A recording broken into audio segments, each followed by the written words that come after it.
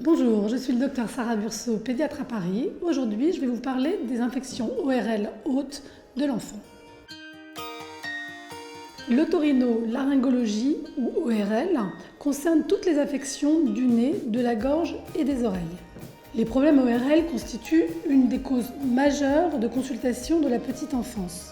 En effet, on compte en France environ 10 millions de consultations pour rhinopharyngite, environ 5 millions pour angine et 3 millions pour les otites. Plusieurs facteurs, notamment le fait que les voies aériennes supérieures sont une porte d'entrée principale pour les microbes. Ensuite, les jeunes enfants ont un système immunitaire qui reste très immature et les rend vulnérables au virus. Mais d'autres facteurs interviennent. Le majeur, c'est la garde en collectivité qui permet la transmission des maladies respiratoires saisonnières aux jeunes enfants.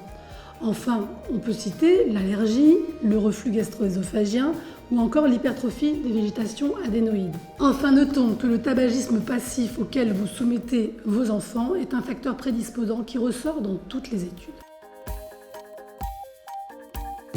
Au premier rang des infections ORL de l'enfant, les rhinopharyngites ou les rhinites. Quand elles sont simples, elles sont souvent d'origine virale, elles guérissent spontanément en 5 à 6 jours. Ces rhinopharyngites peuvent être fébriles, peu ou beaucoup, elles peuvent gêner l'alimentation de l'enfant ou encore l'empêcher transitoirement de dormir.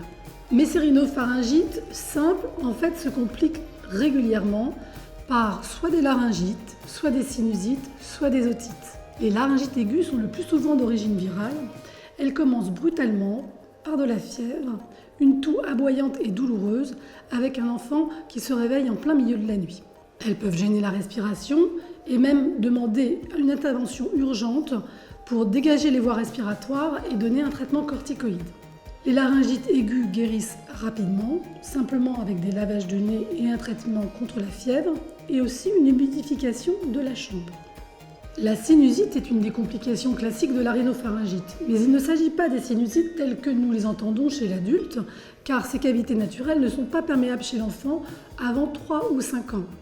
Les seuls sinus perméables sont les ethmoïdes, et du coup, la sinusite du jeune nourrisson est l'ethmoïdite. L'ethmoïdite est une sinusite extrêmement sévère qui débute brutalement par un rhume banal et purulent et qui se complique par un œdème de la paupière.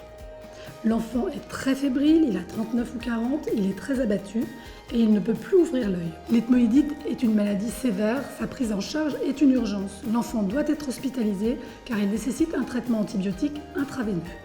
Enfin, les otites qui sont une complication habituelle de la rhinopharyngite et qui sont extrêmement fréquentes chez les jeunes enfants. Pourquoi ? Parce que la cavité tympanique communique avec le nez par la trompe d'Eustache, ce qui permet la propagation de l'infection.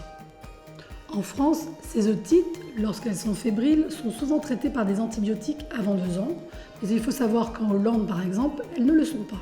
Ces otites sont favorisées par l'hypertrophie végétation adénoïde, qui est extrêmement fréquente chez le jeune nourrisson, mais aussi par l'allergie, le reflux gastro-œsophagien ou encore le manque de fer. Terminons par les angines. Les angines ont une place à part dans les infections ORL. Elles sont le plus souvent d'origine virale, mais elles peuvent être dues à un streptocoque. Le tableau clinique est typique. L'enfant n'est pas enrhumé. Il a brutalement une douleur de gorge et une forte fièvre. Lorsqu'on regarde sa gorge, elle est rouge, gonflée. De temps en temps, il y a des points blancs sur les amygdales et il peut s'y associer des ganglions cervicaux douloureux. Il faut savoir que seules les angines streptococciques doivent être traitées par des antibiotiques parce qu'elles peuvent entraîner des complications.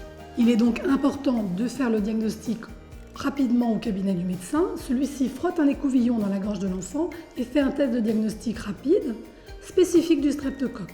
Ces angines streptococciques peuvent être fréquentes, handicapantes et on peut être amené dans ces cas-là à retirer les amygdales. J'espère que ces informations vous auront été utiles. Bien sûr, vous n'hésitez pas à consulter votre pédiatre si vous avez la moindre question. Et sinon, à très bientôt pour d'autres vidéos sur la chaîne Doctissimo Maman.